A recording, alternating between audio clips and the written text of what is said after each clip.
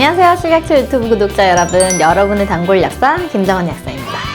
네, 오늘은 실생활 의약품 정보라기보다는 우리가 꼭 알아야 할 불법 행위에 대한 이야기를 해볼까 하는데요. 여러분, 제가 방금 오프닝에서 영상 하나를 보여드렸는데 혹시 심각성을 인지하셨나요?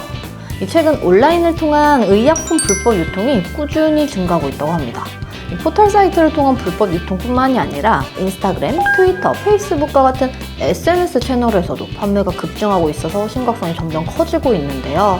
이 불법 의약품 판매 및 구매, 왜, 무엇이 문제인지 살펴보겠습니다.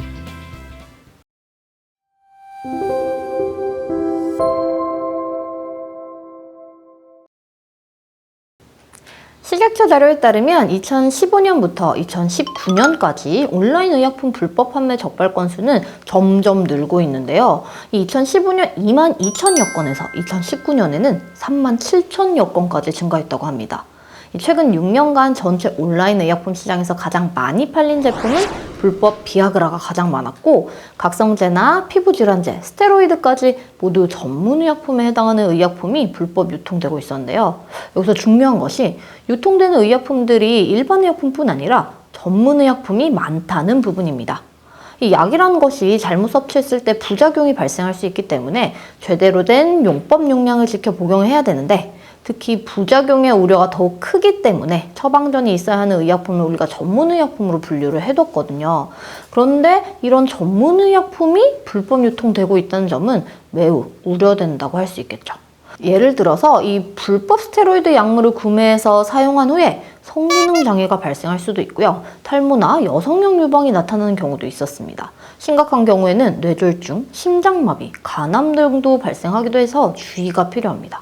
실제로 이 불법 유통되는 비아그라류를 복용하시고 간 수치가 올라와서 응급실로 실려가신 경우도 봤는데요. 나중에 그분이 가져오신 이 비아그라라고 해서 가져온 약을 보니까 약 모양은 얼추 정품과 비슷하게 생겼지만 출처도 성분도 알 수 없는 그런 약이었습니다.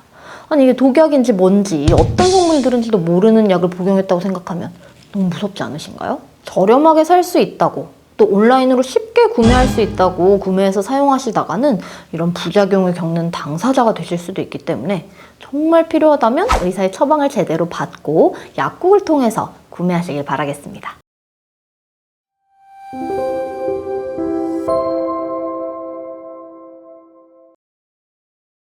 하나 더 문제는 최근 들어 의약품을 중고거래하는 사례가 늘고 있다는 점입니다. 중고거래 사이트들이 활성화되면서 이 다양한 물품들의 거래가 이루어지는 가운데 의약품을 판매한 사례도 심심찮게 올라오고 있다고 하는데요. 이 해외 직구를 통해서 의약품을 거래하는 경우, 또 사용 후 남은 의약품을 판매하는 경우 모두 문제가 될 수 있습니다. 직구 의약품의 경우에는 이 국내 판매 의약품 성분과 다를 수가 있어서 부작용이 발생할 수도 있고요.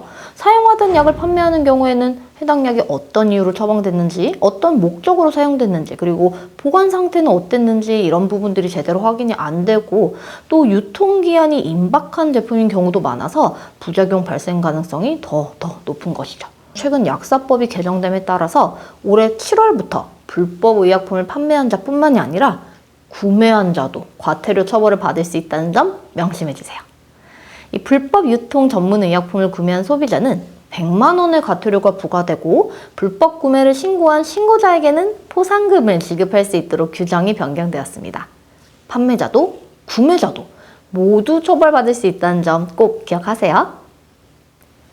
오늘은 온라인 의약품 불법 구매에 대해서 알아보았는데요. 우리 약은 약사에게라는 말이 있잖아요. 저렴하게 구매할 수 있으면 좋겠지만 안전하게 구매해서 사용하는 것이 여러분의 건강을 위해서 가장 현명한 선택이랍니다.